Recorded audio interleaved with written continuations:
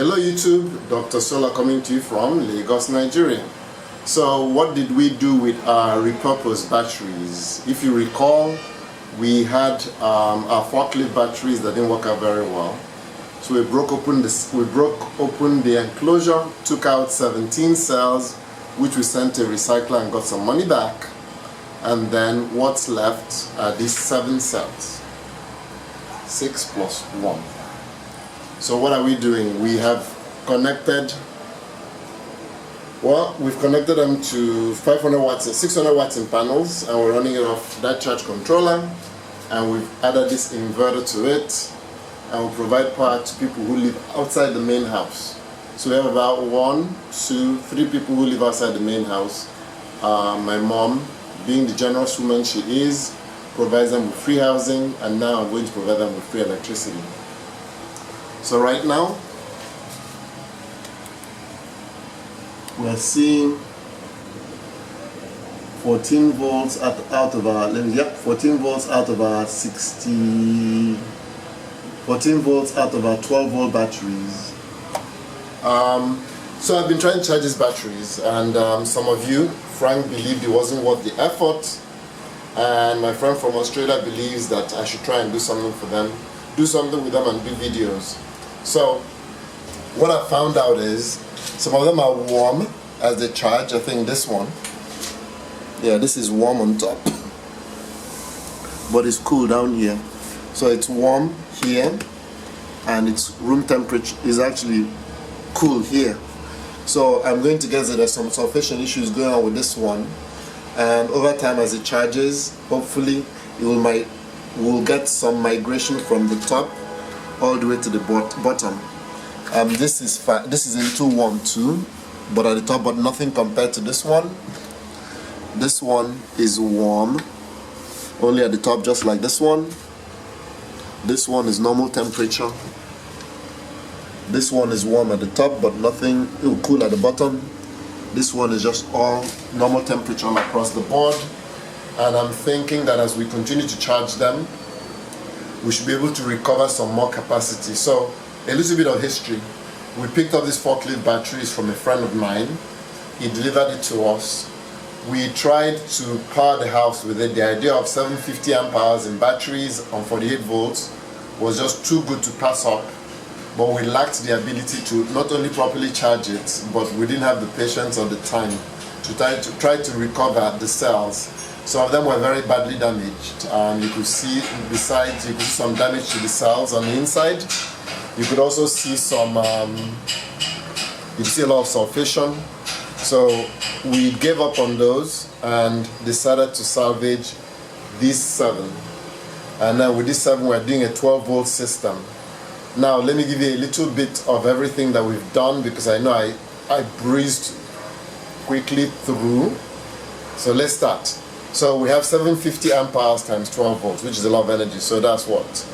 Over 7,500 watt hours, of which over 3,000 watt hours is going to be usable. They'll never ever use this much.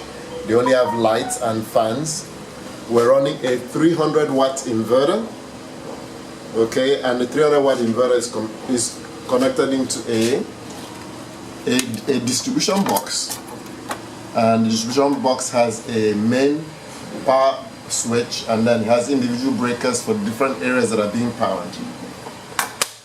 And now we're running it off a 60 amp charge controller.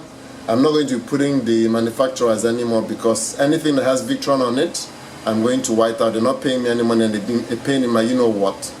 So I'm going to start covering them. I won't put I won't put anything that's blue. I won't put the name. I won't show it to anyone.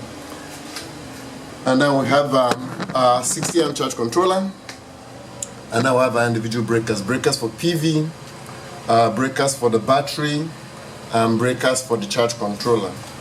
As you see, it's grounded. Here is our ground wire. We grounded the charge controller, we grounded the inverter because it's all metal. We were supposed to ground this, but because it's an AC, we didn't ground it to the same ground as we've done for the DC out items. We're going to run a separate ground. And then as you can see, Our wires are coming through there and then going to the roof. Okay, and then I'll take you to show you where we did the earthing. And we used an existing earth rod, and that's where we rounded it. So it's a pretty small system. It's going to do what the people who are going to use it desire. They're going to have power 24/7, but our immediate goal is to get these batteries charged properly so that we don't keep having to worry about doing any maintenance excuse me, having to worry about any maintenance issues. So the most we've seen so far on the MPPT control is 14.3 volts, which when we use our multimeter shows 13.9 volts. We are hoping, we've set our bulk settings to 16 volts and our float to 14. With 600 watts in panels this time of the year, we're not going to see that much production. The most we've seen is about 300 watts. And 300 watts gives us, bear with me, we're seeing 211 watts right now, and it's giving us 14.8 amps. So I think we've seen close to 20 amps being pushed into these batteries, which is nothing. Okay, it's really nothing. So I'm pretty psyched. We are hoping that they can get incredible usage from it. Actually, let me turn it on because right now it's turned off. Let me turn it on so you can see that we do have power.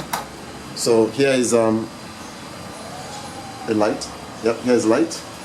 Let me turn the main breaker on. And then let me turn this one on.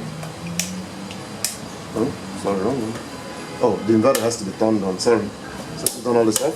So here's the power switch for the inverter. You can turn the inverter on. Now let me turn the main switch on.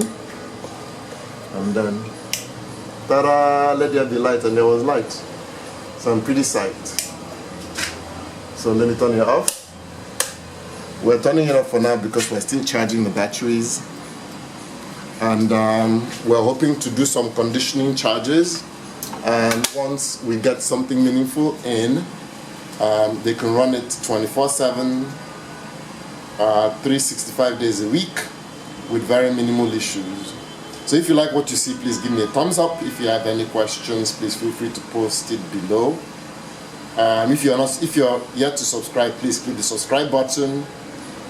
Once again, this is Dr. Sola coming to you from Lagos, Nigeria. Oh, wait, there's more. We're going to build an enclosure for this. Originally, we had one of these to fit there, but it doesn't fit, so we're going to put a new enclosure here. We're also going to put wooden box to keep the gases. As you can see, it's a pretty open area. So a wooden box to keep the gases away from, we're going to put a partition to keep the gases away from here, and then we're going to put another partition here to keep moisture in the event the roof fails. So once again, this is Dr. Sola coming to you from Lagos, Nigeria. Thank you for watching.